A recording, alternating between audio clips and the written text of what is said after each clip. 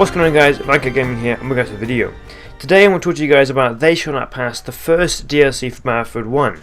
Although this stuff's been out for a while now, but nobody's really put it into one sort of collective video to basically cover it all for you guys and give you a clear idea of what we're going to get when this DLC finally releases. Now at this moment I do believe that the weapons are actually available in Battlefield 1 CTE, and at the moment I'm still installing that. Mainly I'm installing it now because I didn't realise that was going to happen. I didn't bother with CTE, I didn't bother with it much in Battlefield 4, but as soon as Battlefield 1 was announced I was kind of like, CTE, not bothered about it.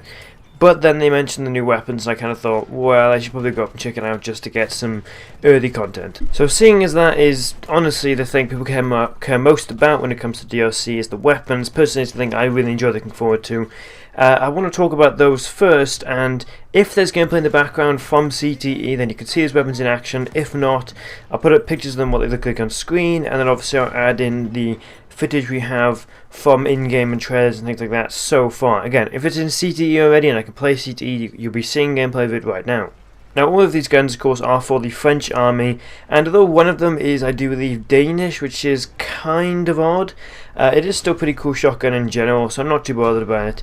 But the first one we have is the Ribeyrolles 1918. Now the name is really butchered quite a bit. It is French, which obviously means that not all of us are going to understand it, but for the most part it doesn't really matter. As long as you know what I'm talking about, then you understand what I mean. Now this thing is an automatic machine gun and is in some way meant to be the first assault rifle used in combat, but Battlefield 1 has kind of made it a submachine gun, mostly because there is no assault rifle category in Battlefield 1. Of course there's submachine guns, so they thought we'll make it like a carbine version, therefore it's going to be in the game. Now this gun does actually have a bipod in real life and one in the game as well, which is really quite interesting. A submachine gun only has, I believe, 600 rounds per minute, something like that, but it has a bipod. That's going to be really interesting to try out, and I will see how much of an effect that has. Now the second one I'm actually pretty excited about. We get a Lebel 1886. Now there's not a huge amount of this rifle that's really exciting and makes it super unique, but it's just sort of a legendary rifle that has a few interesting quirks about it. Now one thing that sounds really odd to say that I'm interested about it, but it actually holds the bullets underneath the magazine, or underneath the barrel, basically like a lever action gun, meaning it can hold 8 shots. You do have to read it shot by shot, and there are some stripper clips that are designed for this weapon, but who knows if we're going to have them in Battlefield 1. I imagine not. But then again, we might do to sort of balance out the weapon, give it a faster reload compared to other guns. Now overall it holds 8 shots, and I believe that's 8 with one the barrel as well, which doesn't mean it's as good as the Lee Enfield, which holds 10. I still think that's going to be the best sniper rifle, but if it does more damage, this is definitely going to be an interesting rifle to use, especially if the bullet velocity is quite high, like it is in real life. Now the second one I am super excited to cover. This is a rifle that I've loved for ages. We are talking about the Chauchat, I believe it's called. Again, it's French, and I might be getting that wrong, but I've seen a lot of people call it the Chauchat, which definitely isn't correct. But this thing in general looks very steampunk. It's sort of long, heavy metal design with sort of imperfect clubby handles, things like that, and it just has this sort of not working, but at the same time it could be really functional sort of design to it. If you've played Metro 2033 or Metro Last Light, then you know what I mean. So those guns in that game have a look where they're not meant to work, but they do, and that makes them so much cooler. This thing has an extremely slow rate of fire. I believe the in-game one is 360 rounds per minute, and the damage is higher than other LMGs, but isn't much higher. So I do really hope there's something about this rifle that gives it a redeeming factor, just to make it a lot of fun to use, and not some kind of throwaway rifle that we're never going to use because it's pointless. Now the next rifle is the RSC 1917. Now, this is a semi-automatic rifle, and this thing was used, I believe, a hell of a lot. There were 86,000 of these, I believe, handed out to French soldiers. Now the one problem we can see with this in-game is it only holds 5 rounds. It's going to be a problem because that means that if it's a 3-shot kill, then obviously you can only get 3 shots and somebody's dead, and you've got 2 shots left, and you can't get a double kill.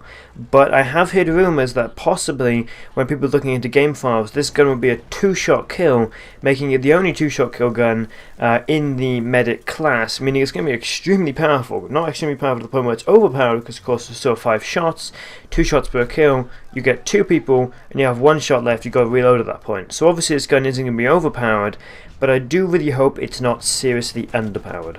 Now the final one, the one that looks so odd but really cool, I'm definitely going to butcher this one. It's the Shogun Interale. Now it's a Danish shotgun, and I would even try and pronounce it in like a proper Danish accent or anything like that, but if you look it up, it's a really cool shotgun, and what's really cool about it to me is that the block actually slides externally in the gun. Most of the time with guns, you have sort of a housing so that the bolt can go back and forth and won't hit you in the face. With this gun, the bolt is sat on the outside of the gun on sort of rails, so every time you shoot, the recoil comes back, pushes that bolt back, flings the case out, and if you're not careful, that thing's going to hit you in the face.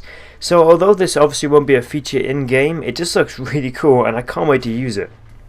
Now, like I said, we do have a few in-game photos of these guns. If there's gameplay from CTE, you've seen them already. If not, those photos will be on screen now, and they'll be on screen at the end of the video as well. Now the two guns that we have photos for are the Ribeyrolles and the RSC 1917. You can see both of these, and what's really cool about the RSC 1917 is actually a conversion kit from the Lebel. This obviously isn't going to have any feature, but it would be cool if we had an experimental Lebel where you could essentially turn it into the RSC. That's obviously not going to happen, but that would be really cool to see. But again, it's just a feature that's not going to happen because it's not really balanced that well. Can you imagine a sniper rifle that can instantly turn into a medic weapon that's basically carrying two primaries and still having a secondary? That's just not balanced. Now we will also be getting 4 new maps and 2 new operations. The maps are Verdun Height, which is a sort of the opening of the Battle of Verdun, which is going to be really cool to see. Now in that battle there was a lot of artillery used and a hell of a lot of forest fires because of the trees around which got caught on fire. So the description is forest fires in which players will fight for dominance. Now what is really cool is they're going to fight for dominance up a hill. If you've seen the movie Hamburger Hill, where Americans would have to fight up a hill in Vietnam, I really hope that this map is going to be similar to that, where you can be fighting uphill with fire everywhere, and it's a really intense battle. At the same time, if that's the only thing in the map, it's obviously not going to be that good, but I imagine that's going to be the key feature of this map. Now the next map is Fort de Vaux. Now this map is obviously a massive fort built into the ground, and honestly I can see this thing being the Operation Locker, Operation Metro of Battlefield 1, and I'm kind of happy that we finally have a map like this. At the same time I'm not, because the amount of grenades from Battlefield 1 already is just crazy. So if we're going to have a map like that, then I do hope they balance it well enough, or bring some serious changes to grenades and explosive spam in general. Now the third map is Soissons, I believe it's pronounced. Again, it's French, so I'm probably butchering it a bit. But this map is going to be a huge map, mainly because the Battle of Soissons was a massive tank battle. I believe the first big attacked assault of World War I. So obviously we're going to see a massive thing. And the final line in the actual description is, "The thunderstorm is louder than the war."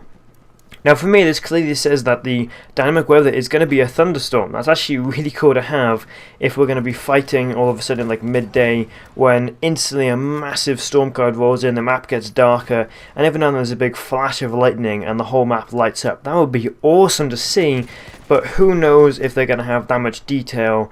Maybe it'll just be sort of a small dark cloud, bit of fog, and occasionally lightning off in the distance, but I really hope that it's super intense and has a really eerie feeling to it. Now the final map isn't hard to pronounce because it's in English. It's called Rupture. Now basically this map is covered in massive fields of poppies, red poppies, and destroyed tanks everywhere.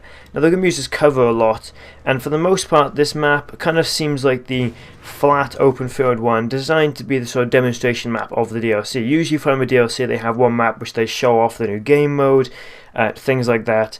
I imagine this map is that one because it's basic, it's simple, and it's very similar to St. Quentin Scarf and images that we've got.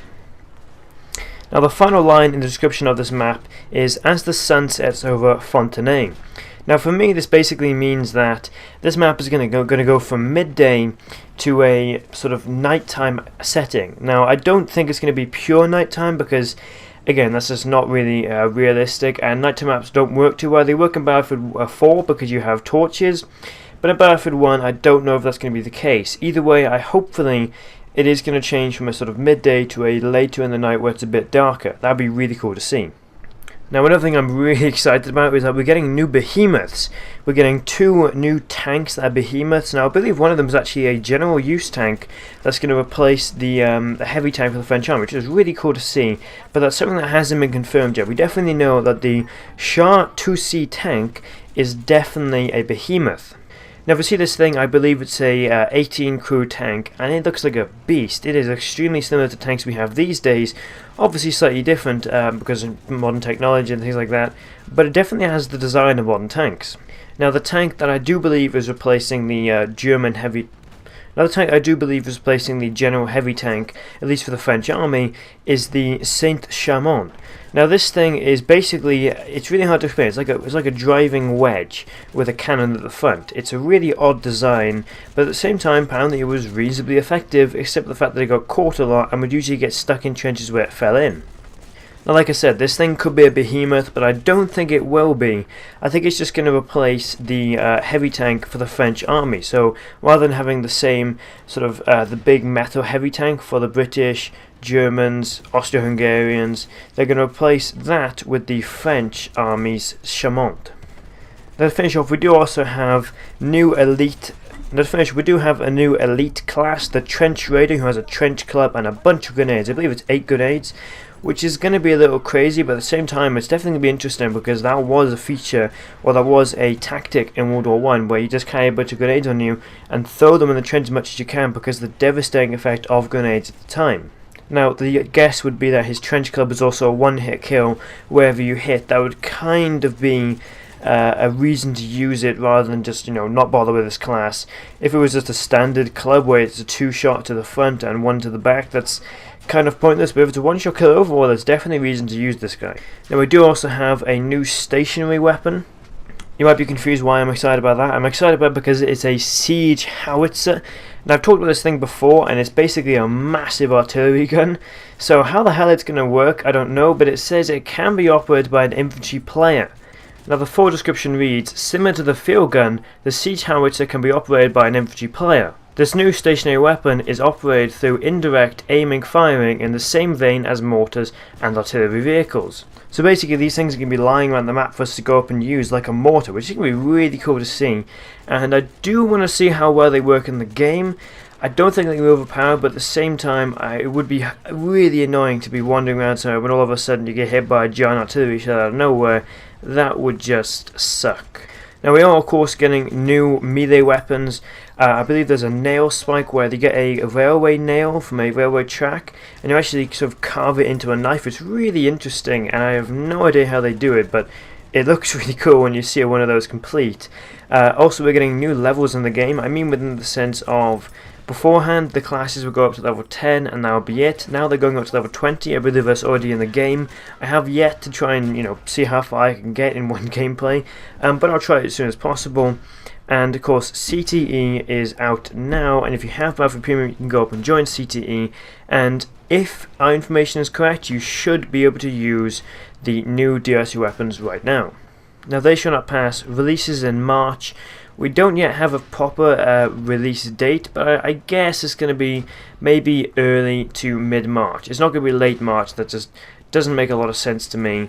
But I believe they said March to give them time to sort of make everything work, get it all correct, rather than giving themselves a date and saying this is it, this is now, therefore they have to work to a deadline. So I guess mid-March is the best option. Regardless, hopefully you guys did enjoy it. Like and subscribe. Tell me what you think of this DLC down below in the comments. If you think it's going to be awesome, if not, if you're kind of annoyed that the French army wasn't in the game from the start. Regardless, I really hope you enjoyed the video. Like, share and subscribe. Mike Up Gaming, out.